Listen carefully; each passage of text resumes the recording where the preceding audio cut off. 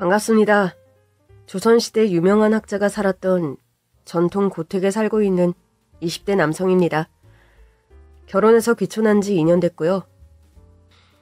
본의 아니게 저와 아내가 마을 평균 연령을 낮추는데 큰 기여를 하고 있습니다.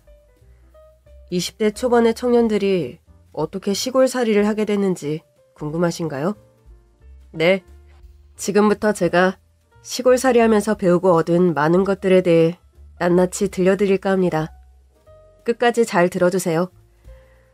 저는 또래보다 이른 나이에 22에 결혼을 했습니다. 아내는 저보다 2살 어린 친구로 저와 같은 시설에서 자란 보육원 출신입니다. 6살 무렵에 아버지가 사고로 돌아가셨고 몇 년 뒤 어머니가 집을 나가서 돌아오지 않자 저는 친할머니 댁에 보내졌어요. 초등학교 3학년 때까지 할머니와 단둘이 살았습니다. 강호가. 네, 할머니. 이 할미가 언제까지 살지는 몰라도 숨이 붙어있는 한 우리 강욱이 돌봐줄 거다. 그러니 너는 아무 걱정을 말고 씩씩하게 자라거라. 할머니 왜 그래? 어디 아파? 아니다. 그냥 할미 나이가 많고 인명은 제천이라 내가 언제까지 살지 알 수가 없으니 미리미리 말해두는 거다. 할머니 오래오래 살아요. 네? 야, 내 새끼 두고 눈을 어찌 감노. 하지만 초3 가을 단풍이 붉게 물든 계절에 할머니는 세상을 떠나셨고 돌봐줄 친척이 없던 저는 보육원에 맡겨졌습니다. 처음엔 할머니 생각에 눈물도 나고 의기소침했지만 얼마 지나지 않아 여러 아이들과의 공동생활에 점점 적응해 나갔습니다. 감사하게도 제가 있던 보육원은 원장 선생님이 상냥하고 좋으신 데다 후원자님들의 후원도 빵빵했습니다. 아이들끼리 싸울 때도 있었지만 대체로 즐겁게 생활할 수 있었습니다. 저는 또래보다 골격이 굵고 체격이 커서 저를 함부로 대하지 못했고 얼핏 보면 빅뱅의 탑을 닮았다고 해서 희망보육원 탑이라고 불렸습니다. 거짓말 아니고 진짜예요. 아내는 중학교 1학년 때 보육원에 들어왔는데 그때 벌써 중2병이 진행되어 반항기가 대단했습니다. 저는 식당에서 처음 봤는데 새로운 원생이라 흙이 쳐다만 봐도 싫은 티를 팍팍 내는 심각한 꼴통이었어요. 뭐? 왜? 사람 처음 봐? 미안. 못 보던 얼굴이라. 그래서 뭐 어쩌라고? 불만 있니? 아니, 담배도 있어. 뭐래? 농담이다, 농담. 친한 척하지 마. 가슴에 달린 명찰에는 은지연이라고 적혀 있었습니다. 지연이는 말끝마다 욕이 아니라 욕 끝에 말 한마디를 할 정도로 대화가 되지 않았습니다. 파산한 부모님이 동반 자살을 했는데 유일하게 살아남은 생존자가 은지연이라고 했습니다.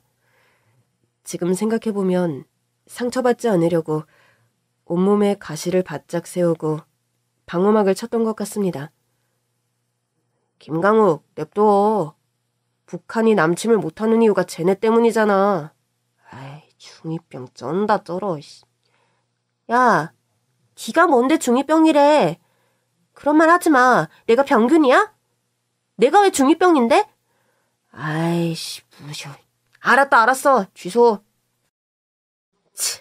난 차가워질 거야. 따뜻하게 살기에 세상은 날 너무 만만하게 보니까. 봐. 이제 어제 장렬. 중2병 확실하다. 손발이 오그라드는 허세 발언이나 자신이 가장 불행하다며 관심을 받고 싶어하는 걸 보아 중2병이 확실했습니다. 원생들에겐 유난히 되바라지고 나를 세우던 지연이었지만 친절한 봉사자들 앞에서는 크게 문제를 일으키지 않았어요. 최대한 입을 꾹 닫고 말수를 줄였습니다. 저희에게 호의를 베푸는 사람들에게 가시돋친 말을 할 정도로 막 나가는 머리 나쁜 아이는 아니었어요. 그런데 어느 날 대학생들이 저희 보육원에 자원봉사를 왔는데 한 누나가 휴대폰을 잃어버리는 일이 발생했어요. 하필 그 누나와 같이 식당에서 배식 준비를 했던 지연이가 도둑으로 의심을 받게 됐죠. 봉사자 누나가 지연이한테 휴대폰을 본 적이 있냐고 물었을 뿐인데 지연이는 자신이 도둑으로 의심받는다고 생각하고 노발대발 성질을 부렸습니다. 아니에요. 내가 안 그랬어요. CCTV 돌려보면 되잖아요. 나 아니라고요.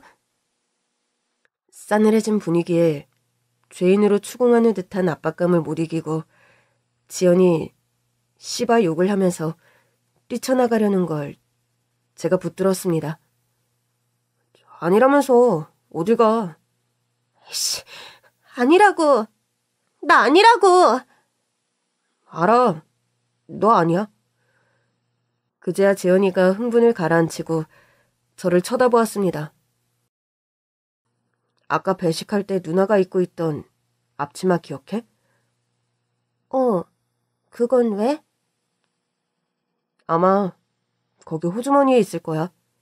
한번 찾아보자. 맞다. 거기 아까 배식하면서 호주머니에 넣고 깜빡했네. 어떡해. 미안해 지연아. 괜한 의심받게 해서 정말 미안해. 아니나 다를까 봉사자 누나의 휴대폰은 식당 앞치마 호주머니에 있었습니다. 오해가 풀렸고 누나는 홍당무처럼 벌개진 얼굴로 거듭 사과하고 돌아갔습니다. 그날 저녁 식사를 마치고 방으로 돌아가려는데 은지연이 쭈뼛쭈뼛 저를 기다리고 있었어요. 어떻게 알았어?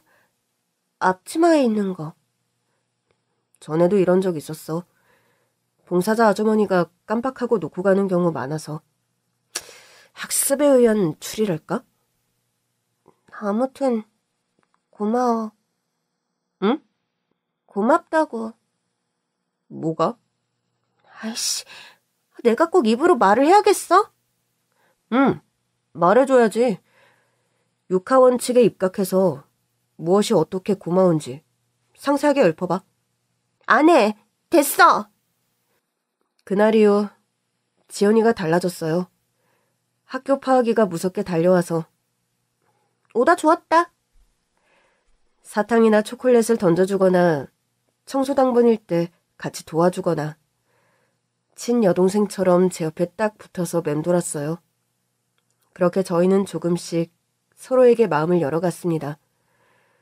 제가 만 18살이 되어 보육원을 퇴소하던 날 지연이는 눈이 퉁퉁 붓도록 눈물을 흘렸어요. 그리고 정문앞 버스 정류장까지 배웅을 나왔습니다. 오빠, 2년만 기다려. 나 오빠 찾아갈 거야. 그런 소리 말고 공부나 열심히 해. 약속해. 나 기다릴 거지? 정말 지연이는 그 약속을 지켰습니다. 제가 지리산 인근의 한 청년 목수학교에서 목공일을 배우고 있을 때였어요. 저는 한옥이 주는 정취도 좋아하고 나무를 만지는 작업도 좋아해서 미래 한옥 건축가를 꿈꾸면서 열심히 이론과 실기를 배우고 있었어요.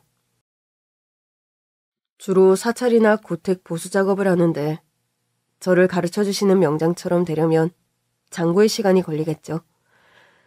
하지만 언젠가는 저만의 한옥을 스스로 짓겠다는 야심을 가지고 부지런히 현장을 다니고 있었습니다. 귀촌 주민에게 제공하는 숙소에 만 18의 지연이가 얼굴을 내밀었어요. 어이 김강욱, 내가 그랬지? 너 찾아낼 거라고. 지연아. 여전하네 은지연. 허세에 까부는 건 변함이 없구나. 지연이는 공부를 안 해서 대학은 꿈도 꾸지 않는다면서 제 옆에서 농사나 배우겠다고 했어요. 그래서 지역에서 운영하는 귀농 귀촌학교에 입학했습니다. 그렇게 1년이 흘러 지연이가 20살 성인이 되었을 때 저희는 면사무소로 가서 혼인신고를 하고 정식 부부가 되었습니다. 저희는 운 좋게 300년 넘은 아름다운 고택의 사랑채에 새들어 살 수 있게 되었습니다. 조선시대 유명 학자가 살았다는 명문가의 고택이었는데 안채의 주인 할머니가 홀로 사시고 사랑채에 저희가 살았습니다. 주인 할머니는 작은 키에 80이라는 나이가 무색하게 체구가 단단했습니다. 까무잡잡한 얼굴에는 주름이 자글자글하였으나 눈에는 총기가 있어 장난기로 반짝였습니다. 아무튼 국민엄마 김혜자님스러운 느낌과는 상당히 거리가 멀었어요. 뽀글뽀글 파마머리가 시선을 압도했습니다. 헐, 할머니, 머리가 왜 그래요? 쪽진 머리에 비녀도 없이 완전 깬다. 그치? 죄송합니다, 어르신. 아직 어려서 그러니 이해해주세요. 야, 내 머리가 어때서? 머리 감기도 편하고 말리기도 세상 좋은데 쪽진 머리 좋아하면 너나 하렴. 싫어요. 할머니나 하세요. 나도 싫다. 이번 장날 읍내 나가서 한 머리를 네가 뭔데 이래라 저래라 입을 대냐? 그 양가. 완전 깨니까 그렇죠. 종갓집 할매가 뭐 이래? 누구 보고 종갓집이래? 나 막내 며느리거든? 그때였어요. 사랑채에 20대 부부가 이사 온다는 말을 들은 동네 어르신들이 저희를 구경하려고 안채로 성큼성큼 들어오셨습니다. 와, 뭔데 벌써 싸우고 난리고. 얼라들 데리고 뭐 하는 겁니까? 싸우기는 누가? 그냥 얘기 좀 나는 것 같고 후들갑은. 와, 뭔 일이고? 빨간 조끼를 입은 뽀글머리 할머니는 부녀의 반장님이셨고 보라색 조끼에 슬리퍼를 신은 뽀글머리 아주머니는 자신을 풍기떼기라고 소개했습니다. 보아하니 세 분이 나이 차는 제법 나지만 마을의 삼총사로 친하게 지내시는 것 같았어요. 같은 미용실에서 하셨나 봐요. 세 분 머리가 똑같네요. 와, 부럽나? 니도 해줄까? 왜 이래요? 누가 촌스런 뽀글머리 파마하고 싶대요? 아유, 야 말본새 봐라. 아유, 이거 물건이네. 앞으로 이 집 재밌겠다. 저희가 전세자금 없이 고택에 새들어 살 수 있었던 것은 한옥관리와 할머니의 일을 돕는 조건이었어요. 그래서 아내는 매일 할머니 옆에서 취나물을 포장하거나 소포로 보내는 일을 돕고 마당에 화단을 가꾸기도 했어요. 그 중에서 제일 중요한 업무는 할머니가 만드는 문어우림을 돕는 일이었어요. 문어가 왜 문어냐? 그럴 문에 고기여. 자고로 양반고기다 이거지. 게다가 먹물이 든 고기이니 관원상제대사에 올리는 큰 상의 주인공이다 이 말이다. 8개의 문어다리처럼 팔정승나으라는 자손 번창의 의미가 담겨있대. 할머니의 주요 업무는 패백이나 이바지 음식에 들어가는 마른 문어다리를 꽃모양 입모양으로 아름답게 오리는 일이었습니다. 할머니의 작은 가위가 슥슥 지나면 문어다리에서 국화가 피었다가 나비가 날았다가 봉황이 날개짓을 하기도 했어요. 신기라는 것은 이런 것을 두고 하는 말 같았습니다. 손이 알아서 길을 냈어요. 손끝에서 피어나는 예술이라는 말은 할머니의 오림 솜씨를 두고 나온 말 같다는 생각을 했습니다. 예로부터 문어오림으로 꽃을 만들어 잔치상을 장식한다고 했어. 패백 음식의 꽃이지. 꽃 중에서 꽃이지. 응? 손에 냄새 배요. 거놈의 냄새. 옛날엔 아무나 못했다. 문중에 제일 큰 어르신이 도맡아 하셨는데 우리 시아버지께서 나한테 전수해 주셨지. 그니까 남자들이 맡아서 할 정도로 힘든 작업인 거네? 이거 한 마리 다 하려면 얼마나 걸려요? 반장과 풍기떼기 거들었습니다. 문어를 통째로 제대로 오리려면 형님 솜씨로 해도 한 9시간은 꼬박 걸릴걸. 헐, 대박. 저놈의 문어가 사람 잡네. 아유, 새댁도 배워두면 좋지 뭘 그래. 맞다. 예전에는 음력 3월, 10월에는 잠도 못 잤다. 결혼식에다 집집마다 시제 사모시는 달이면 고사리 전도 필요했다니까. 그때가 좋았지. 세대가 정신 안 차릴래. 인생 대소사에 쓰는 음식이니까 정성과 혼을 담아야 하느니라. 그렇게 중요한 거면 할머니 딸한테 시키면 되죠. 왜 엄한 날을 부려먹어요? 이 집 자식들은 다 서울 가서 사는데 어떻게 그러냐? 주인 할머니는 자식 이야기만 나오면 잘난 자식들 자랑하기에 여념이 없었습니다. 우리 아들 이번에 승진했잖아. 대기업 건설회장 현장 소장. 애가 둘인데 하나는 중학생이고 하나는 고등학생이야. 누굴 닮았는지 어이구 머리가 좋아서 전교 1등. 우리 딸은 대학 교수님. 아들이 얼마나 착한지. 아이고 명절만 되면 내려와서 설 무슨 백화점에서 샀다고 옷도 선물하고 용돈도 얼마나 많이 주는데 우리 사위 며느리도 한결같이 착하지. 서울 와서 같이 살자고 성한데 내가 동네 찐친들 두고 의리 없게 올라갈 수가 있어야지. 에이, 형님도 참 전에 아들 집 갔다가 못 찾고 뱅뱅 돌다가 그냥 내려왔다면서. 그거야 꼬부랑 이름이 너무도 길어서 그렇지. 그때 애들이 나 그냥 내려왔다고 서운하다고 그 주말에 내려오고 난리도 아니었어. 기억 안 나? 하긴 아휴 뭐 이 동네에서 형님네 자식들 잘 나가긴 하지. 맞다. 우리 딸이 얼마 전에 책을 냈다던데. 전 내 방에 꽂혀 있는데 니처럼 무식한 애는 좀 읽어야 되겠다. 헐, 내가 왜 무식한데요? 전에 택배 좀 붙이랬더니 아이고 주소 잘못 적어서 반송돼 왔잖아. 책 좀 읽고 글도 똑똑히 보든가, 응? 와, 이 할머니가 나 무시하네? 제가 가방끈은 짧아도요. 이 머리는 엄청 좋거든요? 그리고 우리 오빠 한옥집 짓는 대로 당장 나갈 거니까 전태 함부로 하지 마세요. 내가 다시는 여기 오나 봐라. 백토라져서 벌떡 일어서는 지연이 허리를 반장 어르신과 풍기떼기 잡았습니다. 아이고 또 일한다 또 이래. 두 사람은 하루라도 티격태격 안 나면 입에 가시가 돋나. 누가 보면 진짜 친할미 친손자 사이라고 안 하겠나. 누가요? 아니거든요. 내 말이 아이고 우리 집안에 저런 싸가지 없이 대드는 물건은 없다. 아유 형님도 너무 그러지 마서. 새댁이 틱틱거리기는 해도 심성은 착하잖아. 맞다. 전에 형님 독감 걸렸을 때 새댁이 죽 끓여왔지. 신랑은 형님 데리고 보건소까지 댕겨오고. 요새 이런 애들이 어딨노.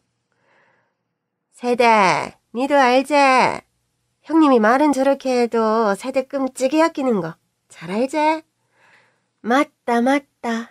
너그 결혼사진 없다고 폐교운동장에서 결혼식 올려주자고 계획 짜는 사람이 저 형님이다. 그랬습니다. 혼인신고만 하고 사는 저희를 안쓰럽게 여긴 안채 할머니가 동네 어르신들을 모아서 폐교 느티나무 아래에서 결혼식을 올려주셨어요. 하얀 원피스를 입고 머리띠를 한 지연이는 정말 청순하고 예뻤고 저도 정장을 입었는데 이건 삼총사 할머니가 선물해 주신 거였어요. 패백 사진 찍어야 한다며 한복도 빌려주셨어요. 유행이 한참 지난 다홍 치마에 노란 저고리가 촌스러웠지만 저희는 그저 감사할 따름이었어요. 어떤 너? 우리 딸 시집갈 때 입었던 옷인데 이걸 또 꺼내 입게 될 줄은 몰랐다. 할머니 고마워요. 원피스에 정장까지. 옷은 저희가 준비하려고 했는데. 웨딩드레스의 면사포는 아니지만 너희들 결혼식은 내가 올려주고 싶었다. 너희도 아다시피 이 동네에 젊은 새댁이라고 저 담뱃집에 호영음악 말고는 없잖아. 거기도 40이 넘은 여편네고 시간이 멈춘 듯이 늙어가는 우리 마을에 젊디 젊은 니들이 들어와서 얼마나 고마운지 모른다. 니들이 있기만 해도 동네가 젊어진 것 같고. 안 그러나? 맞다. 경조사라고 해봐야 맨날 첫날 장례식장에 문상이 나갔는데 이 나이에 결혼식을 다 치르고 억수로 기분 좋다. 찌해진다. 나도 이팔 청춘으로 돌아간 것 같고 그러지? 아주 간단하고 조촐한 예식이었지만 동네 삼총사 할머니의 진심이 느껴져서 감사했습니다. 어쩌면 할머니 댁에 새들어 살게 된 것은 행운이었어요. 안채 할머니에게서 저희는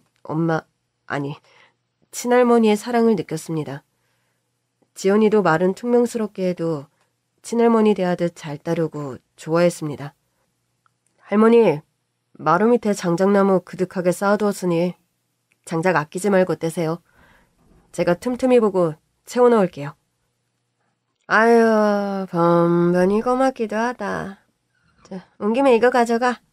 우리 달구 새끼가 자라서 알을 낳지 뭔가. 뭐 삶아 먹든 프라이를 해먹든 새댁이랑 사이좋게 나눠 먹어. 고맙습니다, 할머니. 제가 필요하면 언제든 말씀하세요. 오야. 자네가 복덩이네. 자네 덕분에 형광등 종구도 금방금방 갈지. 그 뭐시기냐? 가스렌지. 건전지를 다시 넣으라는데 내가 뭐 방법을 아나. 아무튼 자네들이 있어서 든든하이. 저희는 최대한 할머니 생활을 도왔습니다. 형광등 교체, 장작나무 패기, 대체로 텔레비전 수신기를 바로잡거나 리모컨 건전지를 교체하는 잡다한 일이었지만 할머니는 몹시 기뻐했습니다. 할머니가 행복하게 웃는 모습을 보는 일은 저희도 기뻤습니다. 사랑채에 살면서 할머니가 자랑하는 효자효녀 효부들을 만나볼 수 있었어요.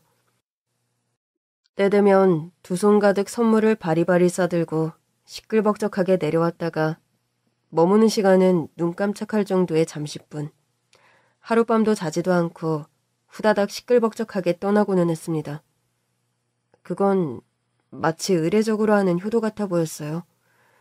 사실 동네 어르신도 안채 할머니 자식들 욕을 많이 하셨어요. 자식들이 바라는 게 있으니 저런다고요. 에휴, 여든 넘은 형님 살면 얼마나 살겠나 싶어서 저러는 거지 뭐. 애들 너무 믿지 마요. 지금이야 문턱이 닳도록 드나들지만 불과 1년 전만 해도 애들 코빼기도 보기 힘들었잖아요. 설인데 여행 간다는 둥, 추석인데 세미나가 잡혔다는 둥, 별별 핑계 대면서 안 내려오던 게 걔들이에요. 그런데 이 동네 재개발 구역 됐다는 소식 듣자마자 어떻게 했어요? 섬을 바리바리 싸들고 내려오는 거 봐요. 형님 땅, 이 집 탐나서 그러는 거라고. 절대 애들한테 혹해서 이 집 넘겨주면 안 돼. 알았어요. 이 옆편 애들이 단체로 실성을 했나? 아유, 우리 애들이 얼마나 착하고 나한테 잘하는데 주둥아리 함부로 놀리지 마라. 아이고, 또 이란다. 형님 생각해서 하는 말이니까 알아서 해요.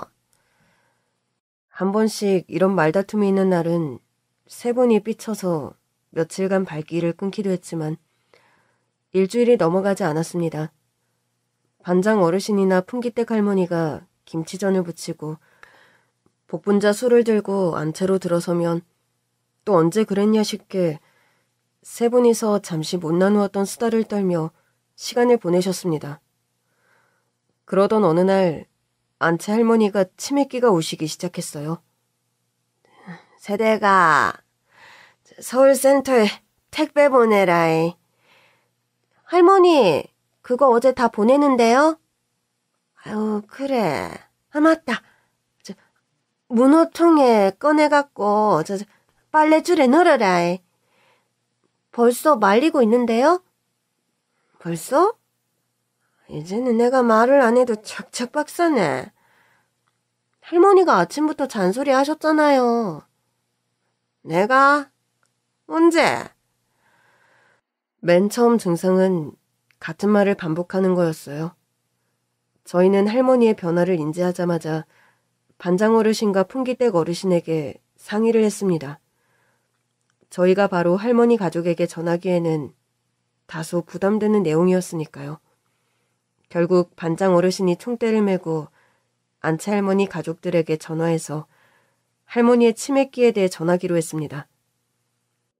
현태야, 너네 엄마가 조금 이상하다. 했던 말을 수십 번 반복하고 치매기가 있는 것 같은데 아무래도 서울에 모시고 가서 검사를 해보는 게 좋겠다. 예? 우리 엄마가 얼마나 총기가 있으신데요. 아직도 멀쩡하십니다. 그래도 검사는 한번 받아보지. 엄마가 서울집 답답해 하시잖아요. 제가 바빠서 당장 내려가기가 힘들고요. 조만간 내려가서 검사 받아볼게요. 대학 교수라는 따님도 마찬가지였습니다. 제가 지금 교재 감시 작업 중이에요. 이게 오탈자 찾고 내용 체크해야 하는 아주 피말리는 작업이거든요. 진짜 시간을 낼 수가 없어. 대신 올케 언니한테 말해서 전화 드리라고 할게요. 그럼 전 바빠서 이만 끊겠습니다. 자식들은 바쁘고 제 자식 챙기느라 여력이 안 된다고 해서 보다 못한 저희가 할머니를 보건소에 모시고 갔습니다.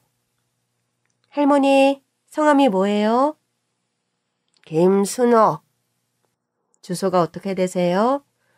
내가 60년 넘게 산 집 주소를 모를까봐. 할머니, 3가지 단어 말씀드릴 텐데 기억하고 계시다가 말씀해주세요 하면 3가지 단어 알려주세요. 그래서 검사 결과 치매 초기라고 했습니다.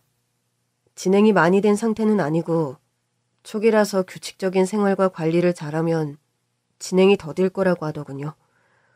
매일 화단에 물을 주고 화초를 돌보고 요리와 설거지, 빨래 등 살림살이를 하고 간의 수공업으로 문호우림을 하며 시간 날 때마다 삼총사 할머니들과 화투를 치던 할머니셨어요.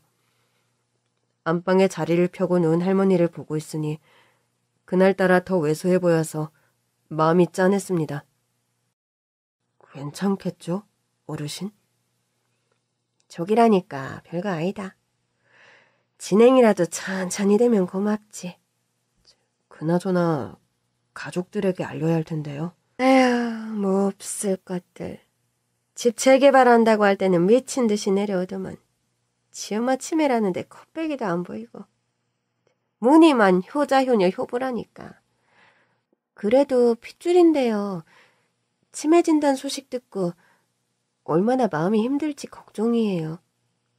아무튼 2사람 오늘 고생 많았다. 이 집 자식들한테는 내가 전화할게. 할머니 소식을 듣게 될 자식들의 마음을 헤아려 보았습니다. 저희 부부가 놀라고 먹먹해하는 마음에 서너 배는 더 크게 느낄 거라 생각했습니다. 하지만 반장 어르신의 연락에도 별 반응이 없었어요. 아직은 치매 초기라서 그런지 여유를 부리는 듯했습니다. 내가 그랬지. 그것들 형님 재산 누리고 바리바리 싸들고 뺀질나게 드나들었다고. 지금 봐라. 누구 하나 내려오길 하나.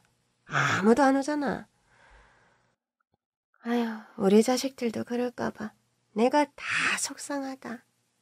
우리 형님 입만 열면 자식 자랑인데 오해하면 좋노. 걱정 마세요. 저희가 아침 저녁으로 잘 챙겨볼게요. 아유, 사랑채 김서방이 진짜 진국이지. 세대, 니는 시집 진짜 잘 갔다. 당연하죠. 그래서 어릴 때부터 찜했거든요. 시간이 갈수록 안채 할머니의 병이 치매라는 걸 실감할 때가 늘어났어요.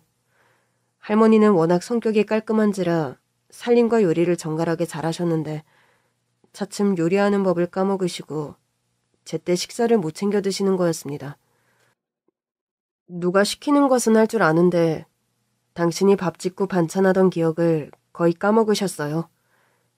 아내와 제가 챙길 수밖에 없었습니다. 어르신, 저녁에 뭐 드셨어요? 어? 저녁, 저도 내가 먹었나? 네, 지연이가 할머니 댁에 갖다 드린 게 있을 텐데요. 그래? 내가 뭘 먹었지? 새까만데 미끌미끌한 거 있죠? 후루룩 먹었죠? 아유, 맞다. 미역국 먹었지. 맞아요.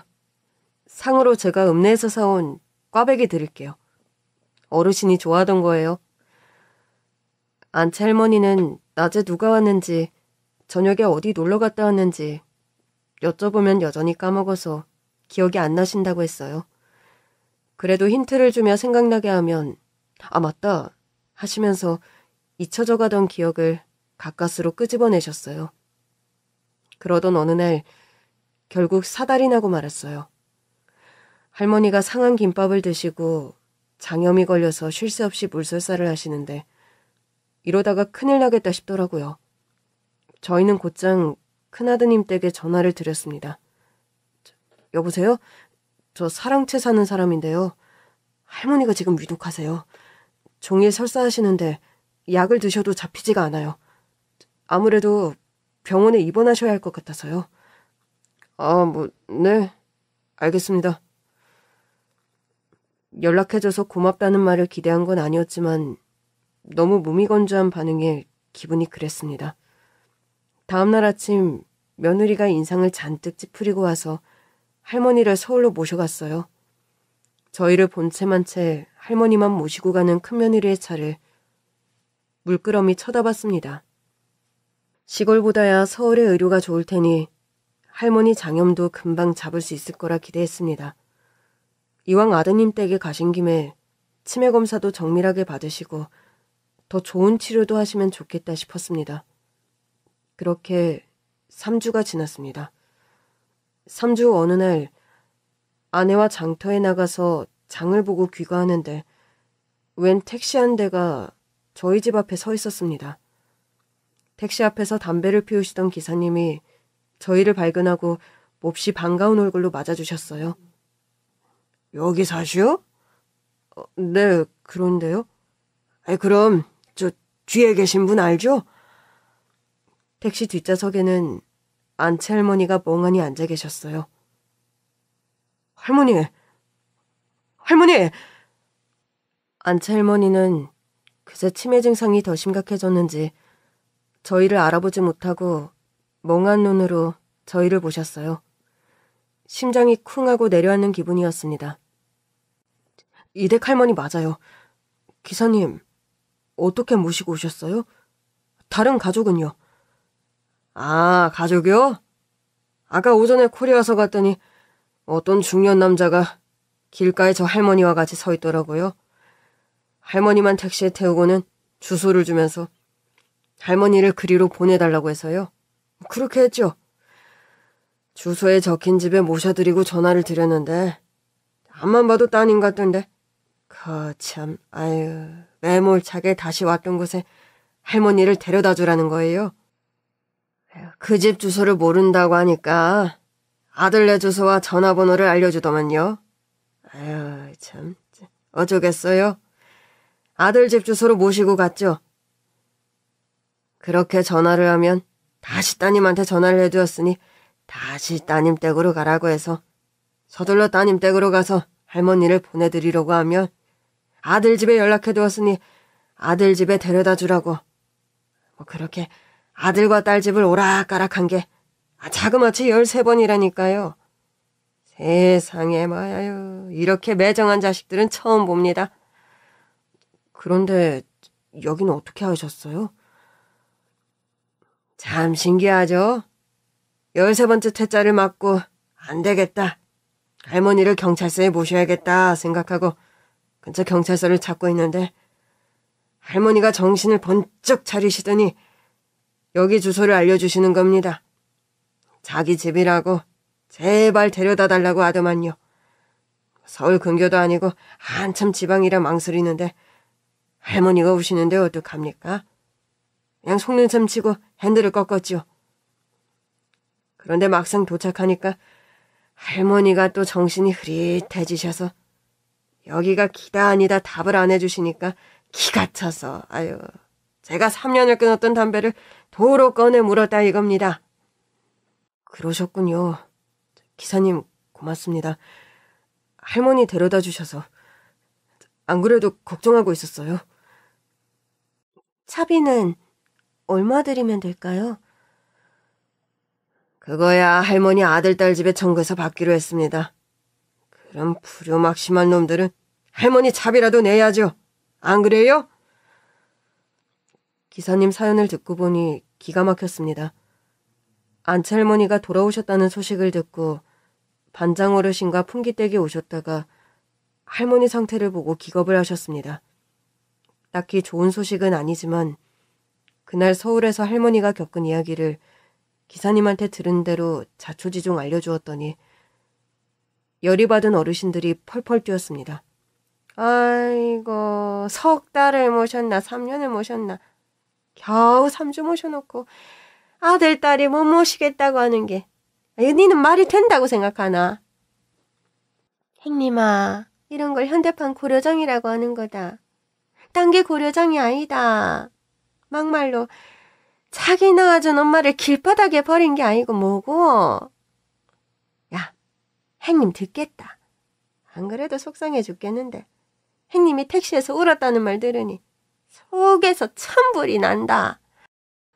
아이고 우리 행님 정신줄 나서 우리 말 들어도 모른다. 그게 더 슬프다. 그래서 우야노 형님 철에 놔둬도 달란가? 김서방아, 니는 어찌 생각하노? 아까 큰아드님하고 통화했는데요. 환경이 바뀌는 바람에 할머니가 치매기가 더 심해지셨다고. 의사가 가능하면 할머니가 익숙한 환경에 머무르는 게 치료에 도움이 된다고 했대요. 아이고 마, 그래서 시골집에 가서 살아라. 뭐 그래도 병원에는 데리고 갔는갑지. 에휴, 명색이 대기업 소장에 대학 교수님들이 어련히 알아서 했을까. 제 생각에도 저희랑 어르신들 있는 고택이 할머니한테도 도움이 될 것 같아요. 그래 고맙대. 세대가 우리 형님 정신 흐릿하다고 구박하면 안 된대. 나 뭘로 보고. 제때 밥 안 먹고 약 안 먹으면 가차없다 이거예요. 완전 구박할 거야. 그렇게 해서 안채 할머니는 저희 부부가 모시게 됐습니다. 아내는 그동안 자기가 할머니한테 부렸던 땡깡도 다 받아주셨던 할머니인지라 정말 마음을 다해 친할머니처럼 극진히 챙겼습니다. 저 역시 한 번도 느끼지 못했던 가족의 정을 알게 해주신 고마운 은인이시기에 각별히 돌봐드렸고요. 그렇게 일주일이 지난 주말 할머니의 자식들이 며느리와 사위까지 대동해서 내려왔더군요. 아유, 진짜 어쩐 일이세요? 저희 방까지 다 오시고. 정식으로 인사드릴게요. 제가 이 집 장남 윤현태입니다. 여긴 제 집사람이고 여긴 제 여동생, 여긴 제 부고요. 아, 네. 그때 전화통화하셨던 분이시네요. 저 다름이 아니라 부탁을 좀 드리고 싶어서 다 같이 찾아왔습니다. 부탁이요? 할머니의 말씀이시죠? 네. 누구보다 저희 사정을 잘 아시니까 솔직히 말씀드리겠습니다. 어머니 건강상 서울 생활은 무리세요. 잠시 서울에 계실 때 상태가 급격히 안 좋아지신 것만 봐도 아시죠? 그렇다고 저희가 돌아가면서 어머님을 모시러 내려올 형편도 못 되고. 그래서 말입니다. 뭐 이거 참 약소합니다만 아드님이 호주머니에서 금일봉 봉투를 하나 꺼내 제 앞으로 내밀었습니다. 저희 넷이 모은 돈이에요. 요양원에 보내느니 사랑채에 계신 분들이 돌봐주시면 어떨까 해서 강요하는 건 아니고요. 정중하게 부탁드리는 겁니다. 네. 대신 요양원비 쪽으로 매달 이렇게 드리고 싶은데 어떠신지. 난감했습니다. 저희가 대가를 바라고 할머니를 돌봤던 것은 아닌데 어찌 모양새가 그렇게 된 것 같았어요. 사랑채에서 돌봐주시면 저희 안심이 되고 좋죠. 네, 그동안 할머니께서 저희한테 해주신 은혜에 보답하는 마음으로 할머니를 돌봐드렸던 거예요. 일부러 수고비를 챙겨주시지 않아도 됩니다. 한 집에 살고 있는 저희가 마땅히 보살펴드려야죠. 아니죠. 그럼 쓰나요. 요양보호사도 부르시고요. 저희가 드리는 이것도 받으시고요. 그리고 잘만 모셔주면 어머님 돌아가신 뒤에 다 계산해 드릴게요. 극구 부인한다고 해도 자기들 마음 편한 대로 진행할 사람들이었습니다. 그래서 요양원비 쪽으로 받은 돈은 할머니가 좋아하는 식비, 목욕비로 사용했습니다. 아직은 크게 목돈이 들어갈 일이 없었기에 할머니를 위해 저금해 두었어요. 이틀에 한 번, 사흘에 한 번, 일주일에 서너 번은 꼭 아드님 댁에 전화를 드렸습니다. 저희에게 할머니 돌봄을 부탁했으니 할머니의 상태나 일상을 공유해드려야 할 것 같은 의무감이 들었거든요. 물론 저희 전화를 귀찮게 여기기도 했고 나중에는 아예 전화를 받지 않은 적도 수두룩했지만요. 그래도 저희가 해야 할 도리를 다해야 한다는 생각에 끊임없이 상태 보고 전화를 드렸습니다. 한 번씩 할머니 정신이 돌아오는 날이 있으면 그게 그렇게 반가울 수가 없었습니다. 김서방하고 새댁이 고생이 많네.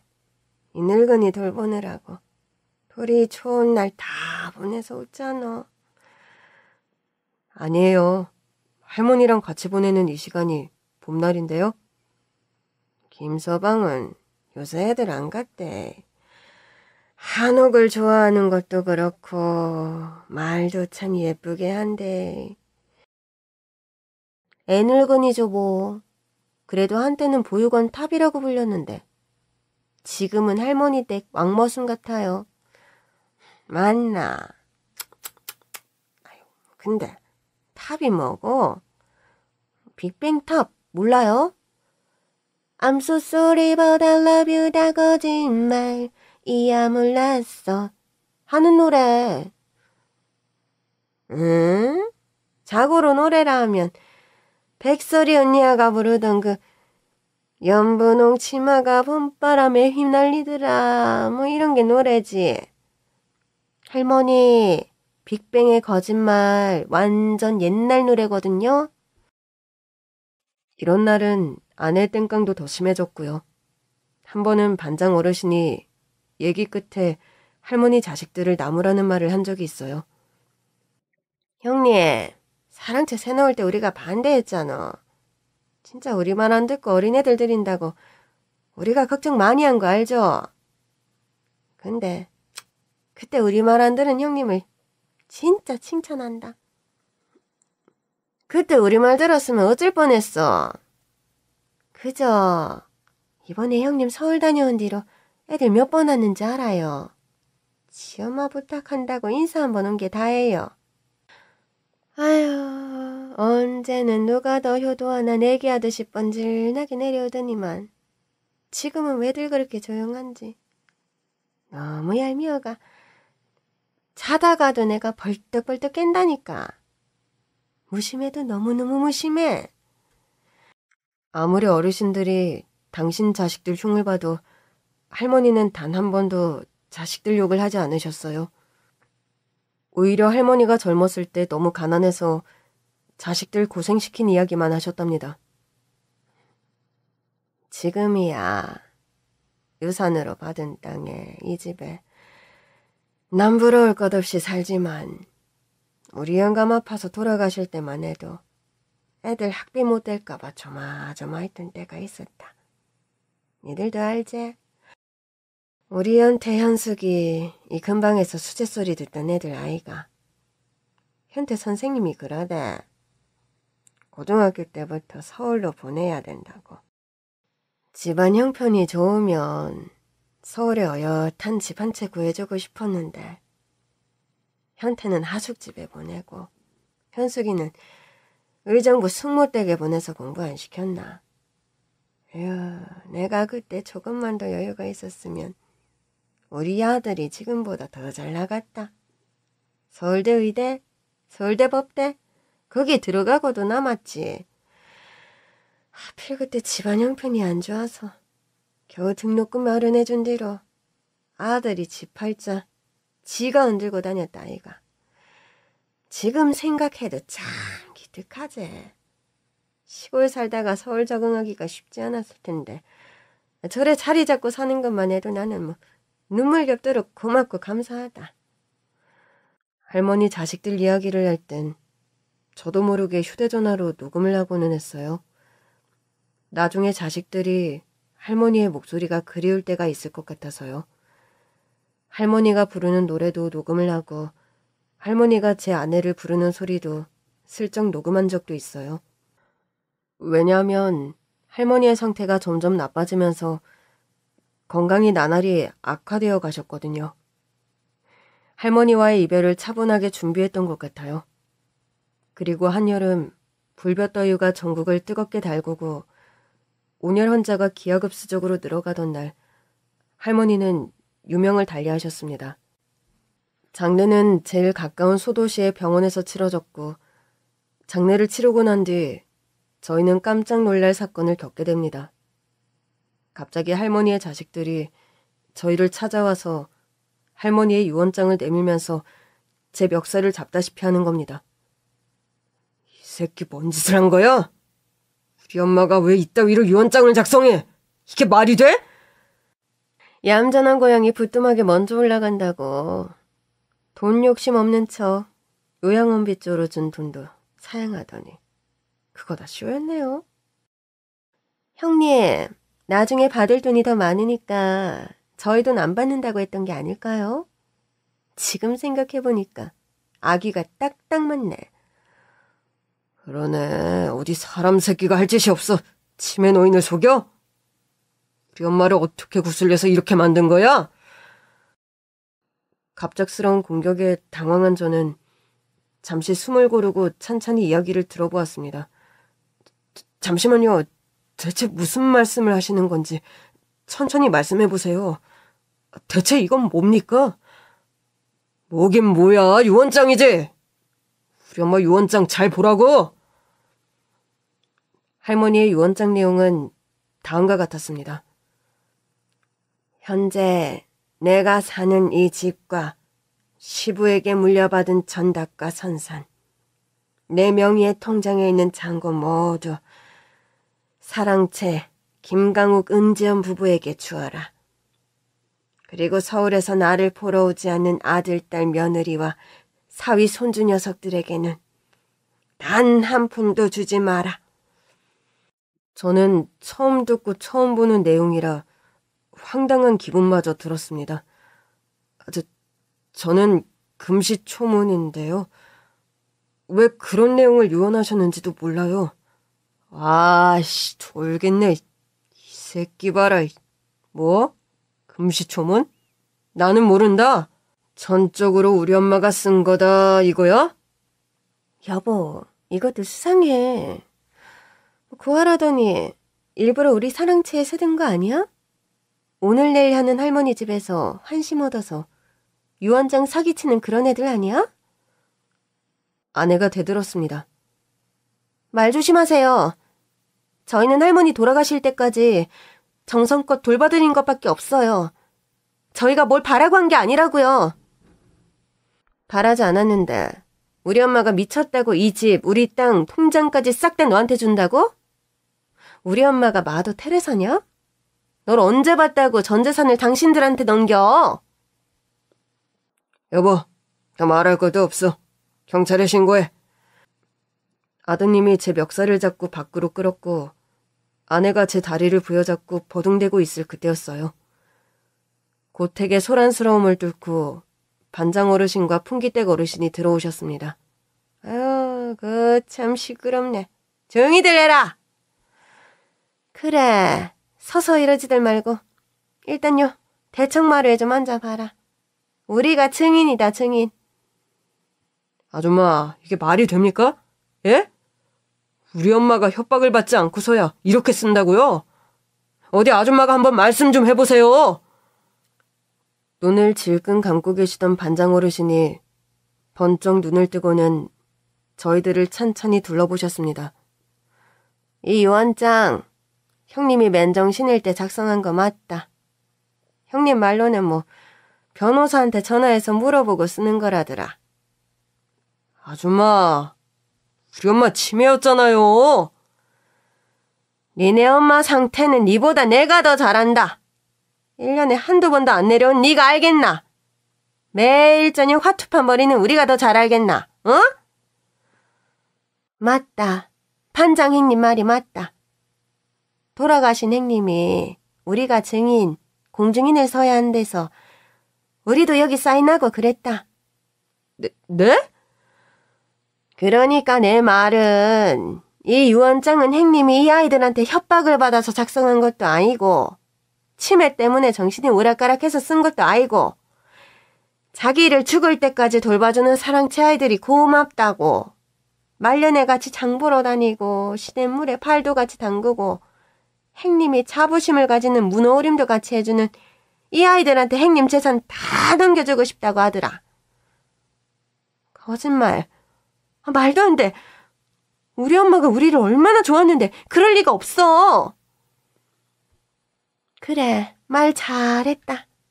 니네 엄마 너거들 진짜 좋아했다. 그래서 대학 등록금에 결혼할 때도 직구할 때도 땅 팔아 소 팔아 섭섭치 않게 줬다 아이가. 그 정도면 됐지. 더 뭘 바라 너. 까놓고 말해서 너가 이 사랑채 세댁보다 잘한 게 있기는 하나. 치매라고 검사를 받으러 가기를 했나. 아유, 장염이라고 서울 보내놨더니만 아들 집, 딸 집 다 안 받아줘서 택시 타고 탁구공면 치러 갔다리 했었질 않나. 니네도 양심이 있으면 유언장에 입도 못 댄다. 안 그렇나? 분위기가 몹시 숙연해졌습니다. 어쨌든 이 유언장은 변호사가 인증한 유언장이니까 법적 효력이 있네 없네 그딴 소리 싸지르지 말고 이제 그만들 가라. 마을 부녀의 반장 어르신과 풍기댁 어르신의 등살에 못 이겨 안채 할머니의 자식들은 마지못해 서울로 돌아갔습니다. 저희는 믿기지 않는 유언장의 내용에 기가 막혔습니다. 세대가 김서방아 미안해하지 말고 그냥 형님 마음이다 생각하고 받아라. 형님이 그러더라. 겨우 2년 살았는데 친손주보다 더 눈에 밟힌다고. 이 험한 세상 형님 가고 나면 둘이서 어찌 살아갈 건지 걱정이 돼가 눈을 못 감겠다고 하더라. 니네도 알걸. 형님이 어떤 마음으로 너네들을 대했는지 잘 알기다. 아내가 참았던 눈물을 터뜨렸습니다. 할머니, 보고 싶어요.